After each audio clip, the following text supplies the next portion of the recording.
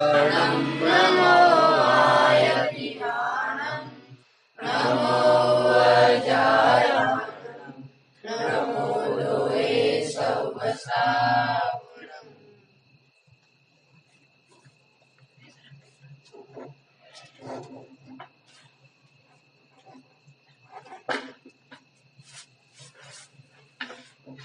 कथाओं के माध्यम से कुछ शिक्षा ग्रहण करने की जो प्रणाली होती है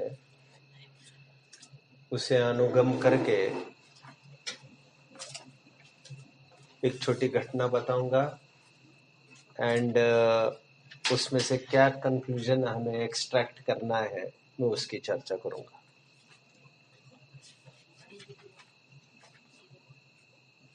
गुरुओं का मिलना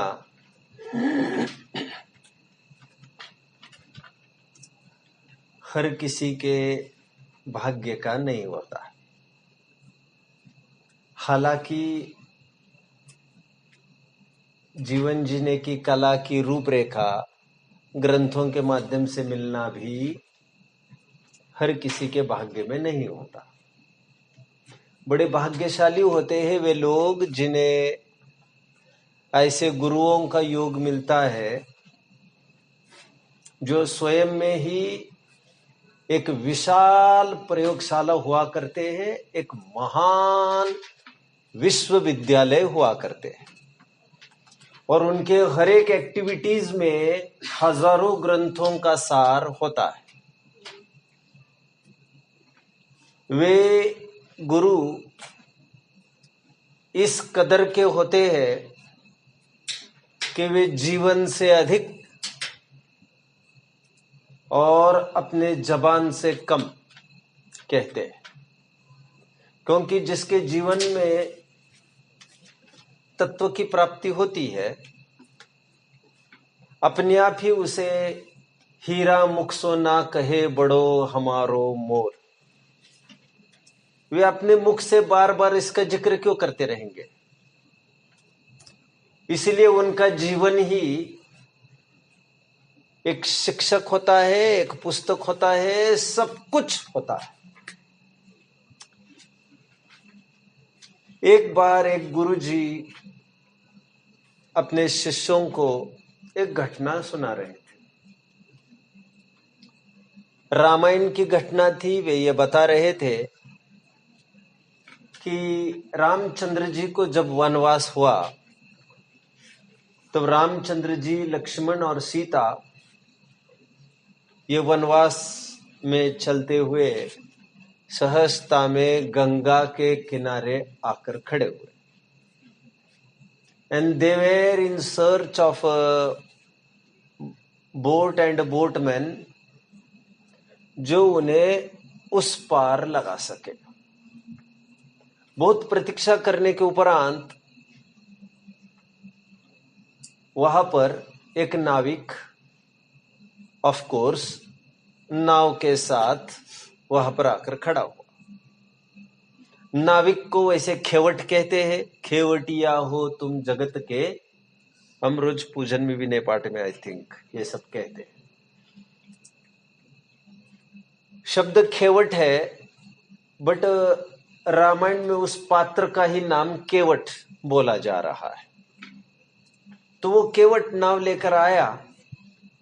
जैसे ही उसने रामचंद्र जी को देखा, महापुरुष होते हैं, शलाका पुरुष होते हैं, होनहार विरवान के होत चिकने पात, बाळाचे पाय पाळण्यात दिसतात के न्याय से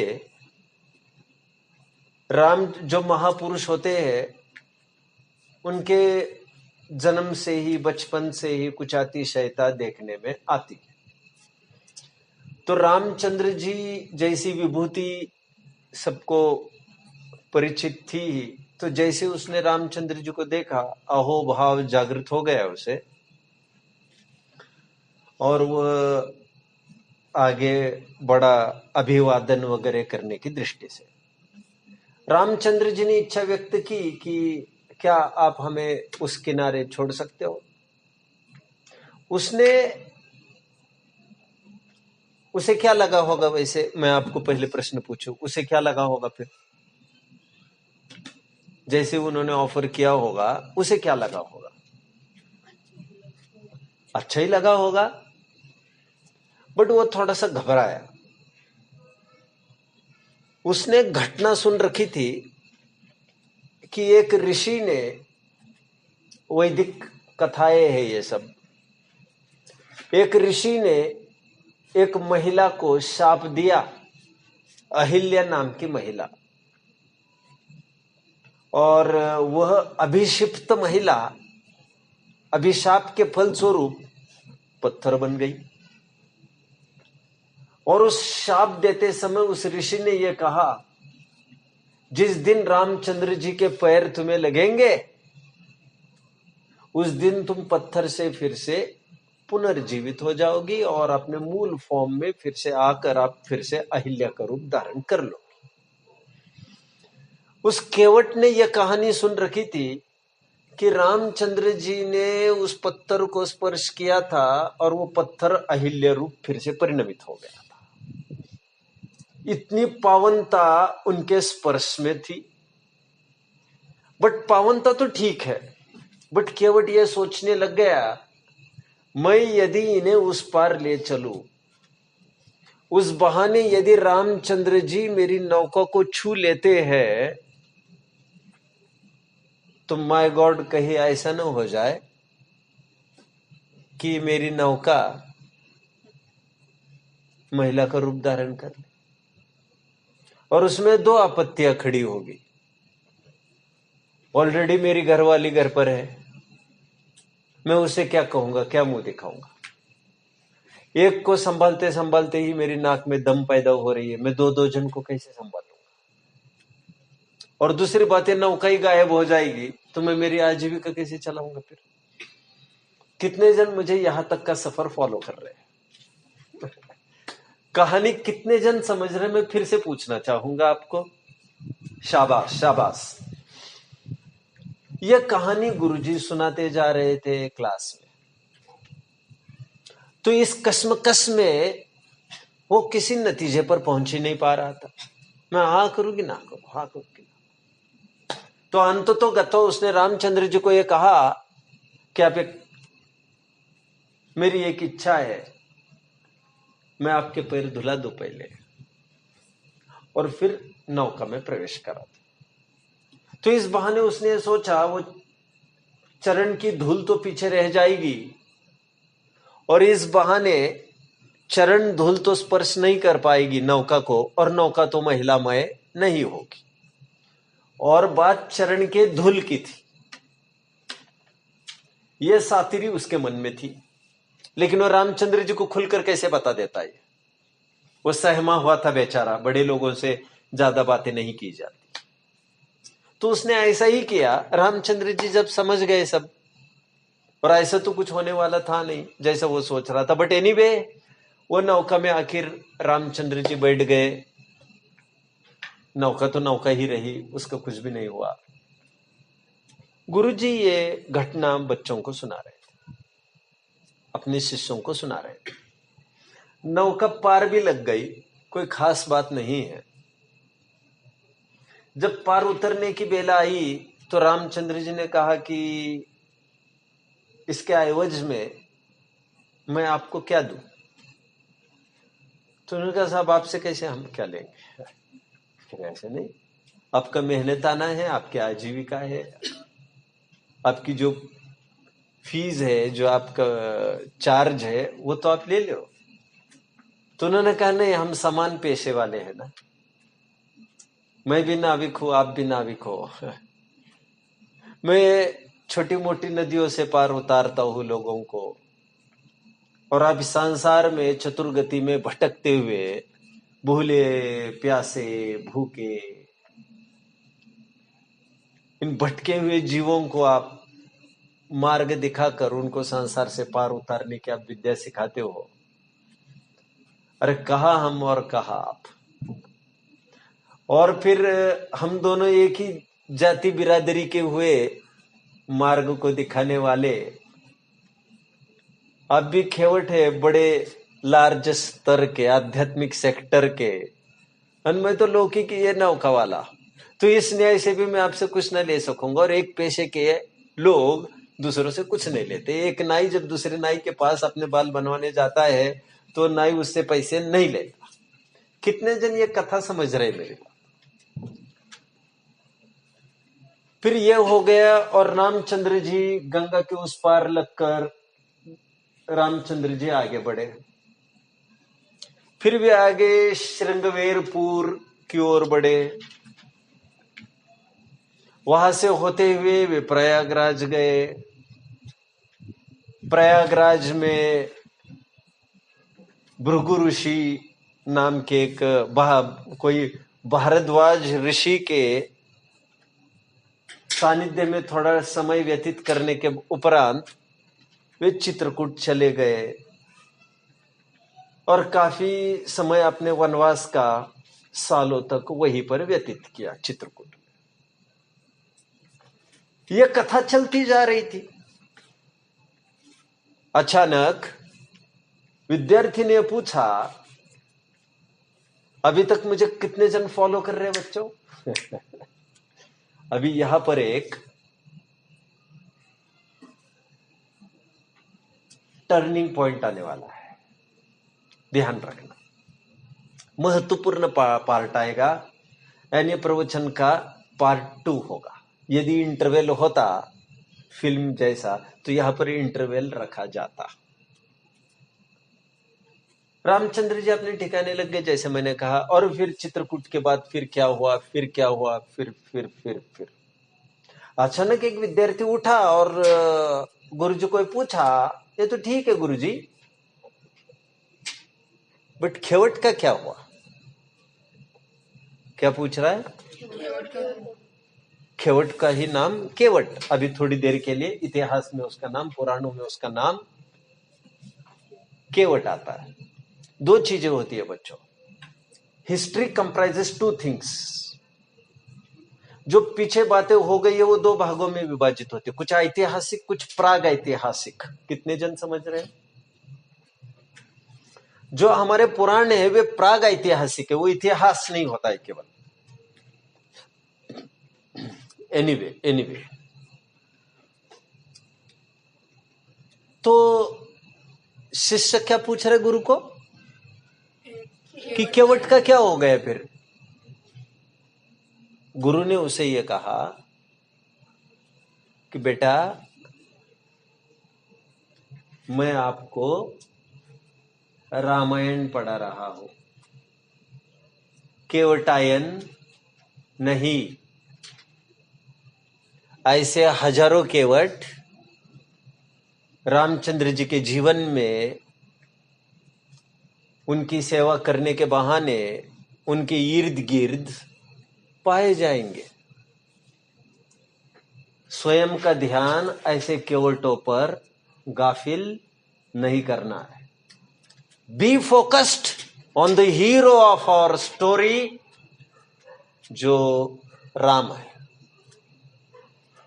हमारे ग्रंथ का नाम रामायण है, केवटायन नहीं है। केवट का बाद में क्या हुआ यह समझने के लिए हमें फुर्सत भी नहीं है, जरूरत भी नहीं है। कितने जन मुझे समझ रहे हैं बच्चों? रामायण 2 शब्दों से बनकर मिला है, Ram plus Ayan, Ayan, and Ram plus अयन को मिलकर बनता है रामायण। नरा plus Ayan is equal to Narayan. कितने जन मुझे समझ रहे हैं बच्चों? व्हाट इज अयन? अयन का अर्थ होता है मार्ग, पथ, अथवा उनका जीवन। तो राम का जीवन, राम का चरित्र, दैट इज रामायण। मोक्षार्थियों, ये तो हो गया हमारा, बोलिए जल्दी, उदाहरण। मैंने प्रारंभ में आपको बोला था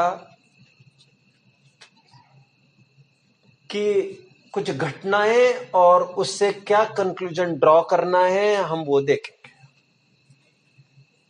एक कहानियां भी आती है, ये क्या पंचतंत्र की कहानी आती है। जानते पंचतंत्र की पुस्तकें होती है, पंचतंत्र की खूब पशुओं की कथाएं उसमें बताई गई। पशुओं के कथाओं के माध्यम से एक राजा के मूर्ख 4 बच्चों को ठीक करने के लिए राजा ने एक गुरु को अपॉइंट किया था, और वो रोजाना ऐसी कथाएं कहता। पशु की कथा कही जा रही है, पशुओं की शिक्षा दी जा रही है सुनने वालों को। किसी के बहाने किसी को शिक्षा दी जा रही है। उदाहरण से हमें शिक्षा की ओर बढ़ना है। एक होता है दृष्टांत और एक होता है द्राष्टांत। क्या कहा? एक होता है उदाहरण, एक होता है सिद्धांत।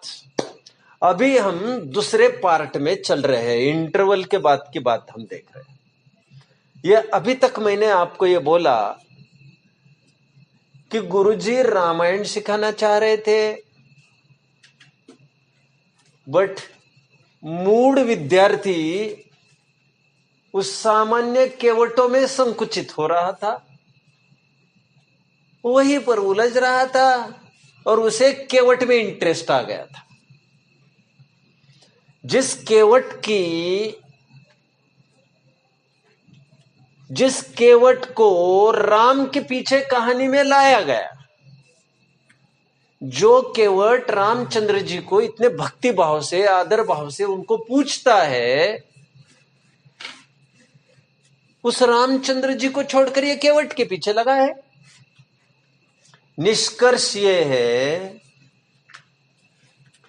हमारे ग्रंथों में, हमारे जितने भी ग्रंथ है, उन ग्रंथों का हीरो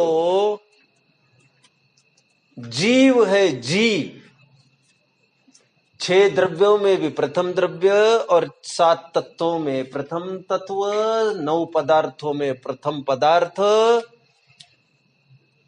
अथवा श्रीमद राजचंद्र जी के बताए हुए 6 बोलों में से पहला बोल जीव है। अतो पहला सामान्य गुण, अतो सप्तभंगी में से पहला भंग स्यात् अस्ति, मैं हूं। समग्र जिन शासन आत्मा की प्रसिद्धि के लिए है। इसीलिए तो बताया गया समय सार में 15वीं गाथा में, जो जान दी जिन शासनम सो जान दी अप्पानम, और जो जान दी अप्पानम सो जान दी जिन शासनम सब्बम। लिखा है। मैं कितने जनों को याद आया? मैं थोड़े दिन पहले ये सूत्र लिखा। जो आत्मा को जानता है वो समग्र जिन शासन को जान लेता है। जिन शासन का जो कोर है, हार्ट है, वो उसको जान लेता है। इसलिए शब्द रचना की बहुत महिमा जिन शासन में नहीं है। और इससे बढ़कर और क्या प्रमाण चाहिए आपको कि अष्ट प्रवचन मात्रिका मात्र ज्ञान से जीव केवल ज्ञान की प्राप्ति कर सकता है। मतलब केवल ज्ञान के एक प्राप्त करने के अंतर मुहूर्त पहले तक उसे नमोकार मंत्र भी नहीं आता था, और आज केवल ज्ञान सकल विद्याओं के वे स्वामी बन गए। एनीवे, उस आत्मा को समझाने के लिए संपूर्ण जनवाणी में किसे समझाया गया है? समग्र जिन शासन मेरी प्रसिद्धि के लिए लिखे गए। ये जितने भी जिनालय है, जितने भी तीर्थ है, जितने भी अनुष्ठान बताए हैं, वो सब मेरी प्रसिद्धि के लिए बताए गए। मैं जीव हूं, यदि यह स्वीकार करता है जीव, तो इन सबके मिलने की सार्थकता भी होगी, और जिनको नहीं मिला होगा उनको मिलने की अनावश्यकता भी भासित हुई। कितने जन मुझे समझ रहे? किसी को कोई कठिनाई, किसी को कोई डाउट? मैं रिपीट करता हूं, इन सभी संयोगों के, आयतनों के मिलने का फल अपना परिचय करना है, स्वयं से नजदीकी करना है। मैंने जैसे थोड़े टाइम पहले कहा था, what is the lookout of Jainism? Look in and not out is the lookout of Jainism. जिन शासन का सार क्या है? आत्मदर्शन करना। आत्मख्याति तो नाम ही है टीका का। आत्म प्रसिद्धि करना, आत्म प्रसिद्धि भी ग्रंथ का एक नाम है जो श्रीमद जी ने लिखा है। स्वयं की प्रसिद्धि करना ही पूरा उसका लक्ष्य है। देव का मिलना हो, गुरु का मिलना हो, शास्त्र का मिलना हो, समोशरण की रचना हो, वो जितने भी शिखर जी आदि जितने भी तीर्थ है, उत्तर से लेकर दक्षिण तक जितने भी विद्वान है पढ़ाने वाले, जितने भी हजारों लाखों करोड़ों ग्रंथ हुए हैं, वो सब मेरी प्रसिद्धि के लिए हुए हैं। इन सब आयतनों की, सामग्री की, संयोगों की प्राप्ति होने के उपरांत यदि मुझे आत्मा की प्राप्ति होती है तो इन सब का मिलना मेरे लिए सार्थक हुआ। जिन्होंने आत्मा की प्राप्ति की है उनको इन सब का न मिलना अखरता नहीं है। कितने जन मुझे समझ रहे हैं?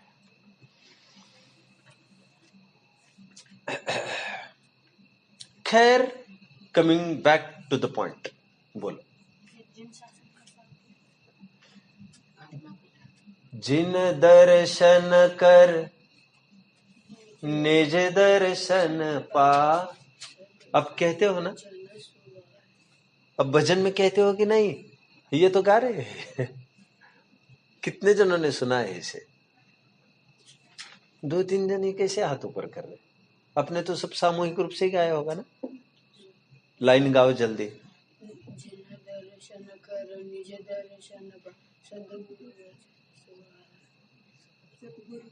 आगे।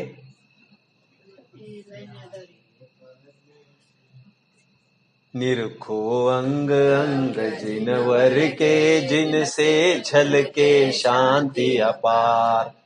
उसी में है ना ये तो। खल खल इसको ले लेना तो पता चलेगा आपको।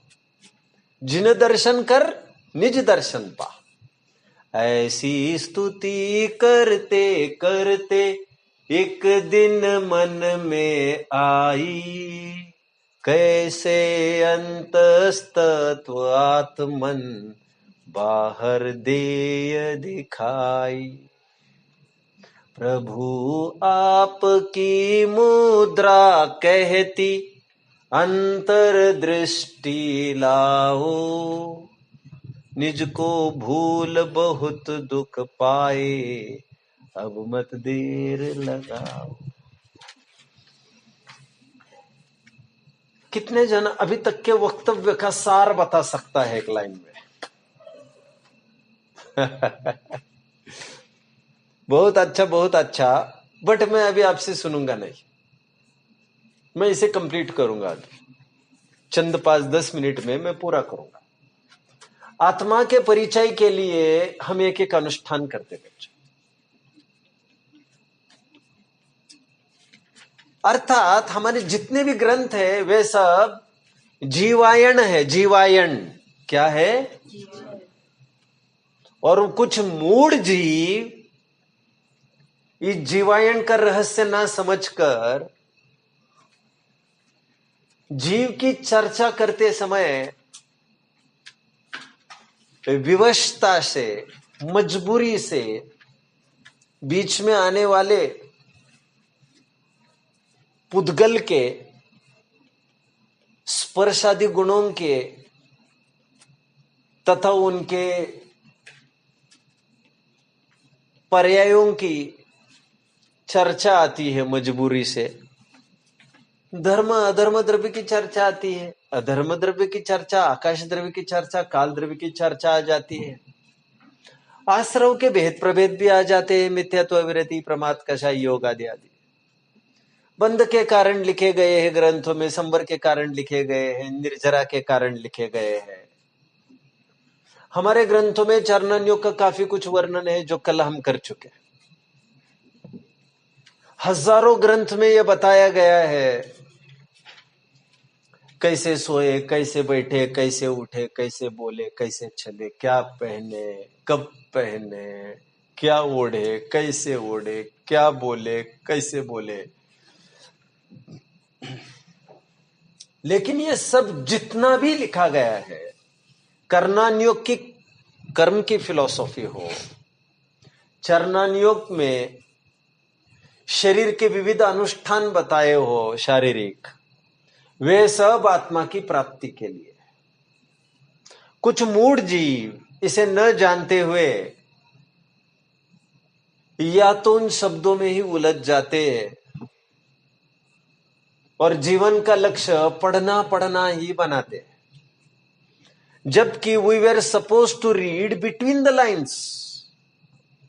हमें पंक्तियों को नहीं पढ़ना था, पंक्तियों के पीछे छिपने वाले उस अमूर्तिक जीव की छवि को हमें पकड़ना था। कितने जन मुझे समझ रहे हैं? बड़े बड़े ग्रंथों में समय सार का प्रारंभ आप खोल के देखिएगा, द्रव्य संग्रह का प्रारंभ आप खोल के देखिएगा, टीकाओं का, वहां पर साफ साफ लिखा है कि जो जो शब्द हम बताते जा रहे हैं उनका वाचक वाच्य संबंध है। कल आप इसे पढ़ के आएंगे, पहली गाथा की ही भावार्थ में आपको ये मिलेगा, अभिधान, अभिधेय, प्रयोजन, संबंध। अभिधान, अभिधेय, संबंध मिलेगा। अथवा अभिधान, संबंध और प्रयोजन, इन तीन चीजों को समझना चाहिए।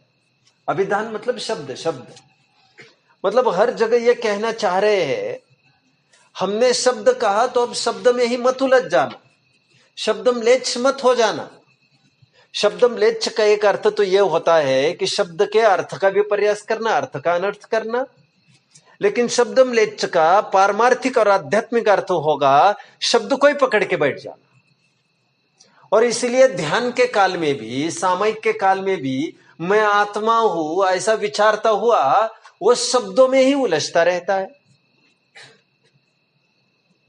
और उसका जो आनंद है वो भी विषय जनित माना जाएगा, क्योंकि 1 घंटा उसने आनंद लिया है, वो ग्रंथों के पदों के स्मरण का आनंद लिया है। जो खोखला है थोड़ी देर में फुस होने वाला है। कितने जन मुझे समझ रहे? कितने जनों को कठिन पड़ रहा है?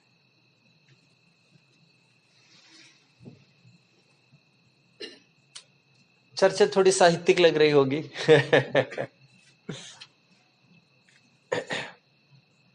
जीव का लक्ष्य जीव को समझना था।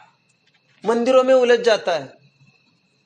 बुढ़ापे में आते आते कुछ मूढ़ जीव ये सोचते हैं मुझे ट्रस्ट खड़ा करना है,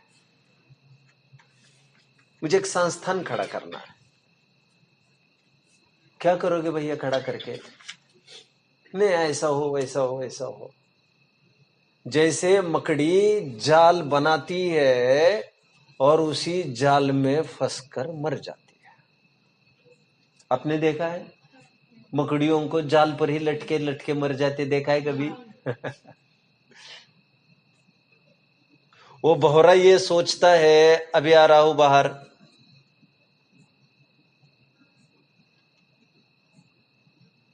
और सूर्यास्त हो जाता है, दिन ढल जाती है, पंखुड़ियां बंद हो जाती है, बाहर निकलना ही भूल जाता है। और एक बूंद के चक्कर में बस बस बस बस बस लास्ट लास्ट और एक सोचकर वो समय की नजाकत को भी नहीं समझता, मिटते हुए जीवन को नहीं देखता, समीप आती हुई मरण की चाप को भी नहीं सुनता। और बस इतना सा, बस इतना सा, इतना सा, इतना सा, करना तो यही है, करना तो यही है। खैर, मैं तो ये कह रहा हूं, ग्रंथों में भी जब ग्रंथों को पढ़ता है वह अन्य अन्य बातों में उलझ जाता है, और हमें कहीं नहीं उलझना है। भगवान की पूजन भगवान के लिए नहीं है, मेरे लिए है। मेरी मर्जी आई है आपके पास आने के लिए, मेरी मर्जी नहीं करेगी तो नहीं आऊंगा। बात पूजन ही की नहीं है, बात भोजन की भी ऐसी ही है। भोजन के लिए पैदा नहीं हुए हैं हम। आपने सुना होगा, some people eat to live, whereas some people live to eat. कुछ कुछ लोग जीने के लिए भोजन करते हैं और कुछ कुछ लोग भोजन करने के लिए जीते। उसी प्रकार कुछ कुछ लोग जीव जानने के लिए पूजन करते हैं, लेकिन कुछ कुछ लोग पूजन करने के लिए ही जीते हैं।